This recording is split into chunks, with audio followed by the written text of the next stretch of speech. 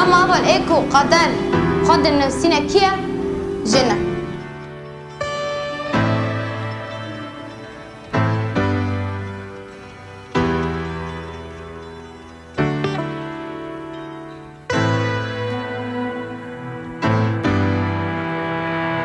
امشي بحاراتك يا مدينة بحثا عن قصص منسية. امشي بحاراتك يا مدينة بحثا عن قصص منسية.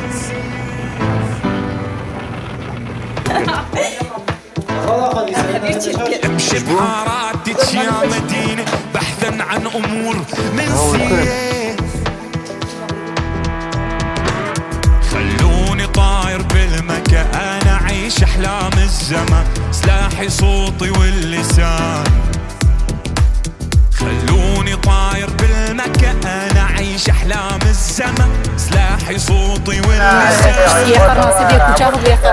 خلوني طاير بالمكان أعيش أحلام الزمن سلاحي صوتي واللسان. خلوني طاير بالمكان أعيش أحلام الزمن سلاحي صوتي واللسان.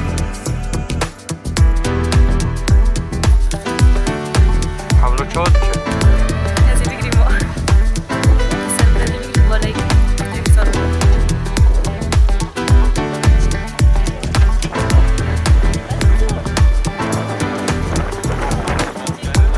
جدة وتكون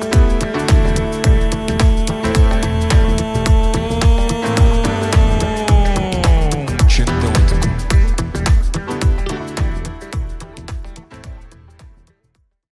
This day was marked, first of all, by a strike from 154 women in New York. Nonetheless, the real heritage from this day is from Clara Zetkin and also Rosa Luxemburg, that during 1910s they understood how important it was to celebrate and understand the women's struggle.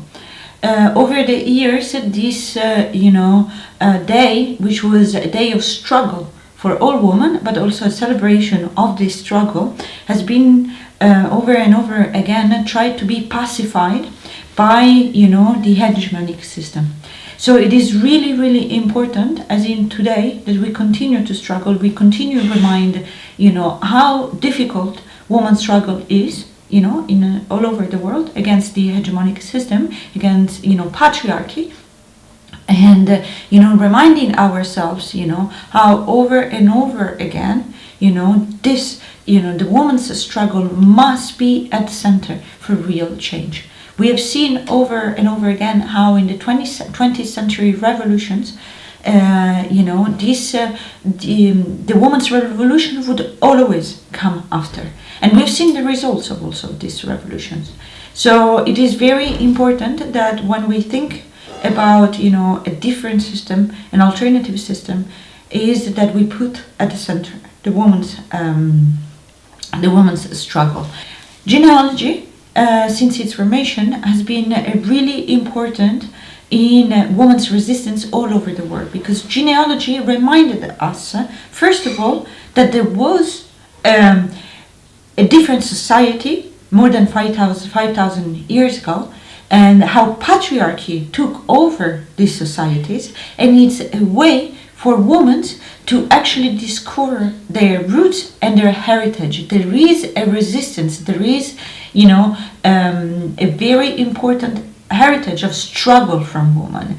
Nonetheless, these have been wiped out from history books. There are really very, very few women, and genealogy is there to actually remind each one of us that there was an alternative history, that it's not true what we read, and then to actually understand how important this history, our roots, are in general, not just for the struggle, but for society in general.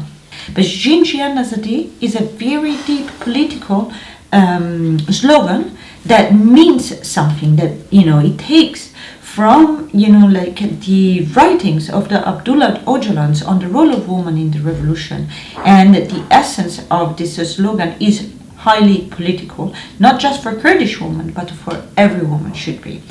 We have seen how the hegemonic systems in the past year or so have taken over the slogan and tried to empty of its meaning. I think it's very important that we remind ourselves where this slogan comes from, and why is it chanted, what does it actually mean. So I had the honor and the privilege to actually come to Rojava the first time in 2014. Never before I have seen or met, a group of women in the military that was highly trained and, most importantly, completely, autonomous in their thinking. I think that this is very important. We live and grow up, especially European women, thinking, and living the fragmentation of society.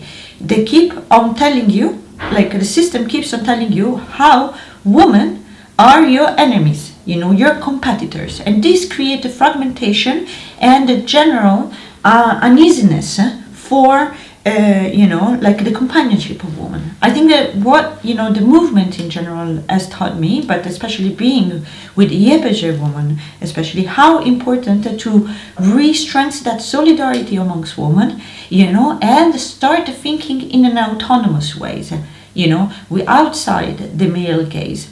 And this, gave me personally a lot of strength. And I think that this is how important it is for women all over the world to see, that it is possible to have a military unit, for instance, a YPG, and as a leading role, but most importantly, how much we can achieve in solidarity amongst each other in the autonomous way. I think that this is very important and does play a very important role.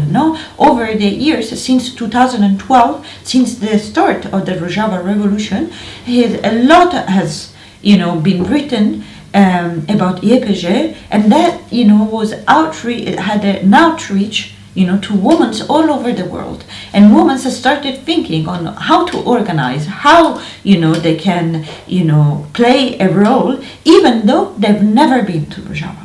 So when you have such an influence, I think it's very important, and it's also very interesting to see how more and more, even within leftist circles, women are looking for autonomy and understanding to strengthen their struggle.